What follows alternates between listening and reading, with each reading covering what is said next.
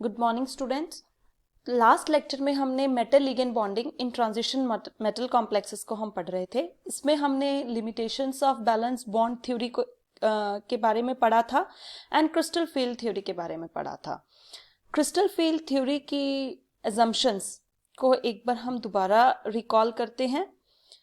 इसकी first assumption जो है वो ये कि जो भी हमारे लिगेंड्स हैं, whether they are ionic ligands और the neutral ligands, crystal field theory regarded them as a point charges. Ionic ligands जिनके ऊपर नेगेटिव चार्ज प्रेजेंट हो, negatively charge ligand, that is Cl negative, OH negative and Cn negative. And neutral ligands में जिनके ऊपर कोई charge नहीं है, they have a lone pair of electrons, that is H2O, NH3, they are regarded as a point charges. अब अगर हमारा ligand neutral ligand है, जो उसका जो नेगेटिव एंड होगा न्यूट्रल लिगेंड का, that is attracted towards the central positive metal ion. इसका मतलब ये है कि नेगेटिव एंड, जैसे अमोनिया है एंड वाटर है, के ऊपर कोई चार्ज नहीं है।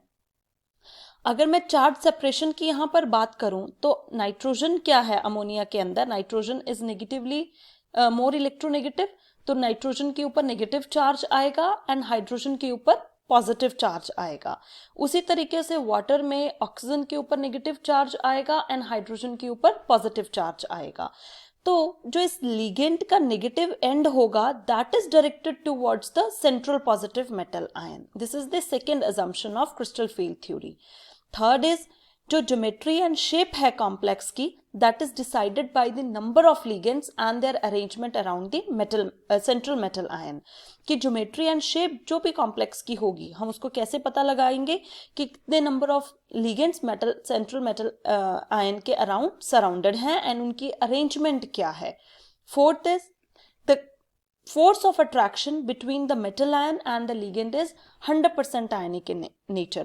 तो ये मेजर डिफरेंस है valence bond theory and crystal field theory का, क्योंकि बैलेंस बॉन्ड थ्योरी ने क्या कंसिडर किया था कि फोर्स जो between metal ion and the ligand है, that is 100% covalent in nature. तो बैलेंस बॉन्ड थ्योरी को कोवेलेंट कंपाउंड्स के ऊपर अप्लाई करते हैं। क्रिस्टल फील्ड थ्योरी ने क्या कंसिडर किया कि जो फोर्स ऑफ अट्रैक्शन है between metal ion and the ligand का, वो 100% आयनिक इन नेचर है। नेक्स्ट assumption इज कि जो नेगेटिवली चार्ज लिगेंड होगा, उसका जो मेटल आयन के साथ इंट्रैक्शन होगा, हम उसको आयन आयन इंट्रैक्शन बोलेंगे।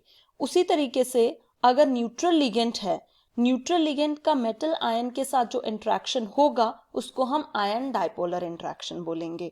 और जो बॉन्डिंग है वो प्योरली क्या है, इलेक्ट्रोस्टैटिक है between the metal and the ligand. अब bonding is purely electrostatic, but there are two type of electrostatic forces are present as we had discussed in our last lecture। जो दो type के electrostatic forces of forces हैं, that are electrostatic force of attraction and electrostatic force of repulsion। electrostatic force of attraction is between the positive and the negative ions, that is metal ion is what, positively charge and ligands are what, negatively charge. या ligands हमारे neutral भी हो सकते हैं, but उनके ऊपर क्या है, lone pair of electrons present हैं। जो मेटल आयन और लिगेंड के बीच की अट्रैक्शन होगी, हम उसको क्या बोलेंगे, electrostatic force of attraction. And next is our electrostatic force of repulsion. Electrostatic force of repulsion किनके बीच में होगी, lone pair of electrons on the ligand and electrons of metal cation in the d orbitals. जो ligand के ऊपर loan pair of electrons होंगे और जो मेटल कैटायन होगा उसके डी ऑर्बिटल में जो इलेक्ट्रॉन्स होंगे, उन इलेक्ट्रॉन के बीच में जो हमारा इलेक्ट्रोस्टैटिक फोर्स होगा, that is electrostatic force of repulsion.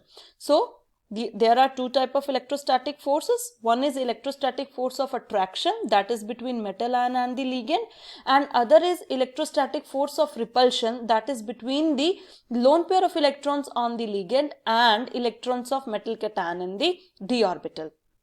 So this is about the electrostatic forces. Next, the 5d orbitals are degenerate in free metal ion। जो next assumption है crystal field theory की, वो ये कि जो 5d orbitals हैं वो degenerate होंगे free metal ion में। अब यहाँ पर जो word है free metal ion, उसका मतलब ये है कि अभी जो metal ion है वो किसी भी तरह से कॉम्प्लेक्स फॉर्मेशन में नहीं है, कोई कॉम्प्लेक्स नहीं बना रहा, metal ion as such present है, तो उसके जो 5d ऑर्बिटल्स होंगे मेटल आयन के वो क्या होंगे, डीजनरेट होंगे। डीजनरेट का मतलब यहाँ पर क्या है कि मेटल आयन के 5 जो d ऑर्बिटल्स हैं उनकी एनर्जी क्या होगी, वो सेम होगी, इक्वल एनर्जी के पांचों d ऑर्बिटल्स होंगे। लेकिन जैसे ही मेटल आयन कॉम्प्लेक्स फॉर्मेशन में आ रहा है तो उसकी डीजनरेसी वहां पर क्या हो रही है, लॉस्ट हो रही है।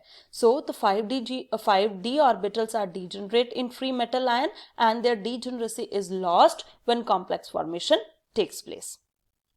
अब देखो डीजनरेसी उसकी ब्रेक कैसे हो रही है, एंड डीजनरेसी ब्रेक होने के बाद कौन से ऑर्बिटल्स हायर एनर्जी के हैं एंड कौन से ऑर्बिटल लोअर एनर्जी के हैं, वो डिपेंड करता है कि हमारी शेप क्या है डी ऑर्बिटल्स की। तो उसके लिए डी ऑर्बिटल्स की शेप को देखना पड़ेगा। देखो जो डी ऑर्बिटल्स हैं वो हमारे पास 5d ऑर्बिटल्स हैं। 5d ऑर्बिटल्स जो हैं उनमें से तीन जो हैं वो नॉन एक्सियल डी ऑर्बिटल्स हैं, that are d x y, d x z and d y z. And जो 2d ऑर्बिटल्स हैं that are d x square minus y square and d z square, ये हमारे axial orbitals हैं। तो जो d orbitals हैं वो मैंने क्या बताया, d orbitals are of 2 types. 2 types में कौन से हैं, axial and non axial. Axial orbitals कौन से हैं, d x square minus y square and d z square. And जो नॉन एक्सियल ऑर्बिटल्स हैं वो कौन से हैं, d x y, d x z and d y z. Now मतलब क्या है axial and non axial orbitals का, तो यहाँ पर देखिए कि जो हमारे नॉन एक्सियल ऑर्बिटल्स हैं उनके जो लोब्स हैं, अब देखो हर एक डी ऑर्बिटल्स में हमें 4 लोब दिखाई दे रहे हैं, 1 2 3 4, 1 2 3 4 एंड 1 2 3 4। ये जो हमारे 4 लोब्स हैं ये lobes in between the axis present हैं। जैसे ये एक्सिस है एक्स एक्सिस, ये है हमारी वाई एक्सिस, तो जो ये एक्सिस के बिटवीन हमारे ये लोब्स प्रेजेंट है, इसीलिए हम इनको बोलते हैं नॉन एक्सियल डी ऑर्बिटल्स। मतलब कि इनके लोब्स एक्सिस के ऊपर प्रेजेंट नहीं है, in between the axis present है। तो अगर एक्स और वाई एक्सिस के बीच में ये लोब्स प्रेजेंट हैं तो हम उसको बोलेंगे डी एक्स वाई ऑर्बिटल। उसी तरीके से x Z, D x z orbital, ये हमारी एक्सिस एक्स है और अदर एक्सिस इज जेड, तो इनके बीच में जो लोब्स प्रेजेंट है that is d x z orbital. Next is d y z, तो इसमें एक एक्सिस हमारी जेड एक्सिस हो गई, दूसरी एक्सिस हमारी कौन सी है, वाई एक्सिस, और इनके बीच में जो हमारे लोब्स प्रेजेंट है that is d y z orbital. तो ये 3 ऑर्बिटल्स क्या हैं, these 3 orbitals are non axial d orbitals. Clear. Next is axial d orbitals. Axial d orbitals कौन से हैं, जिनके लोब्स एक्सिस के ऊपर प्रेजेंट हैं, जैसे कि d x square minus y square, ये हमारा एक्सियल डी ऑर्बिटल्स हैं।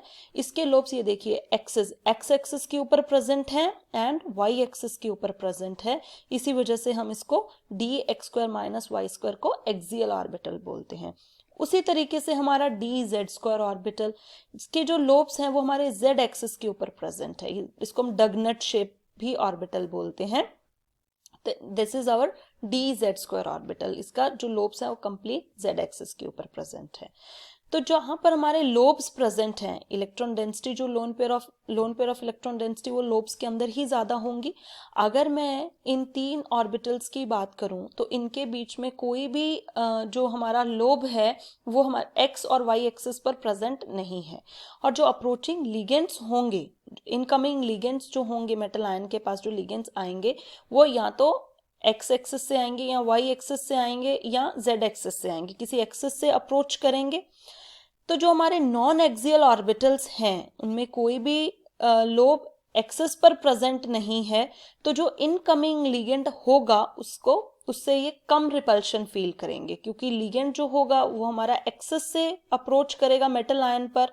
मेटल आयन पर जब वो एक्सिस से अप्रोच करेगा, लेकिन डी ऑर्बिटल्स के जो लोब्स हैं वो इन बिटवीन द एक्सिस हैं, कोई भी लोब एक्सिस के ऊपर प्रेजेंट नहीं है, तो यहाँ पर इनकी रिपल्शन क्या होंगी, कम होगी।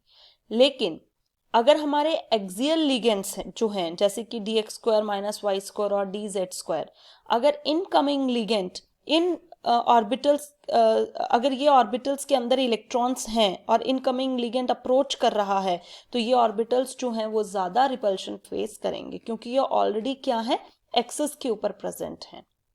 जैसे एक्स और वाई एक्सिस के ऊपर हमारा ये ऑर्बिटल प्रेजेंट है, ये हमारा डी जेड स्क्वायर के ऊपर ऑर्बिटल प्रेजेंट है, तो जो इनकमिंग इलेक्ट्रॉन होगा वो इनकमिंग लिगेंड जो होंगे वो यहाँ पर ज़्यादा रिपल्शंस फेस करेंगे। तो यही जो हमारी लास्ट अजम्पशन है क्रिस्टल फील्ड थ्योरी की, यही बता रही है the orbitals that are lying in the direction of ligands are raised in energy than orbitals that are away from ligands.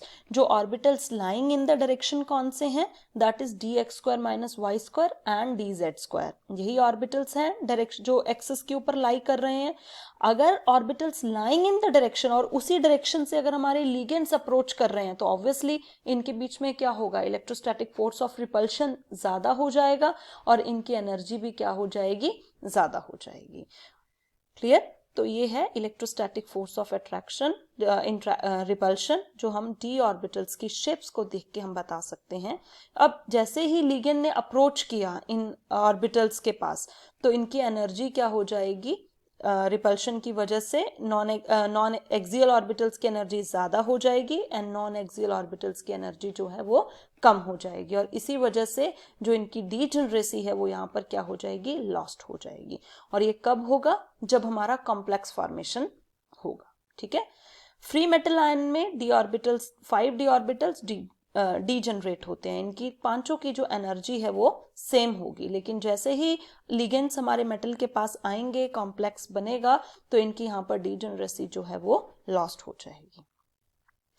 So, in fact, there are 5d orbitals. Each of them have 4 lobes. These orbitals are dxy, dyz, dxz, dx square minus y square and dz square. Dxy, dyz, dxz lies in between the axis and dx square minus y square and dz square lies on the axis. So, जो in between the axis हैं, they are non-axial orbitals, and these two are which lies on the axis are axial orbitals, and 5 d orbitals are gyrate. Gyrate means they have opposite lobes, have a inversion center, उनके opposite lobes का inversion center है, इसी वजह से हम उसको gyrate orbitals बोलते हैं। Now next topic is crystal field splitting in octahedral complexes. अब देखो octahedral complex and हमारे सिलेबस में octahedral, tetrahedral, square planar complexes, हमें तीनों की crystal field splitting को पढ़ना है। सबसे पहले ऑक्टाहेड्रल कॉम्प्लेक्सेस में, अब ऑक्टाहेड्रल कॉम्प्लेक्स में हमारा मेटल आयन को सराउंड करेंगे 6 लिगेंड्स, तभी हमारी जो ज्योमेट्री है वो ऑक्टाहेड्रल आएगी।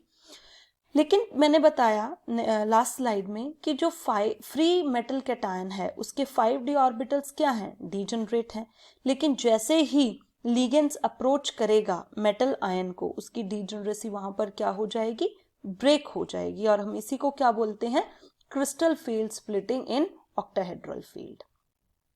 और जो हमारे ऑर्बिटल्स हैं वो अरेंज होंगे according to electrostatic force of repulsion and electrostatic force of attraction. जो splitting of orbitals form 2 sets, splitting की वजह से 2 सेट ऑफ ऑर्बिटल्स बने, first is EG set and second is T2G set. ये splitting क्यों हुई, last slide में हमने देखा कि जो स्प्लिटिंग इसलिए हुई कि जो ये लिगेंड्स हैं अगर वो एक्सेस से अप्रोच कर रहे हैं तो जो हमारे एक्सियल ऑर्बिटल्स हैं उनकी एनर्जी क्या हो जाएगी, हाई हो जाएगी, क्योंकि रिपल्शन ज़्यादा होगी, और जो लिगेंड्स हमारे जो orbitals in between the axes हैं और अप्रोचिंग लिगेंड्स अप्रोच कर रहे हैं, देन इनकी एनर्जी यहाँ पर क्या हो जाएगी, कम हो जाएगी।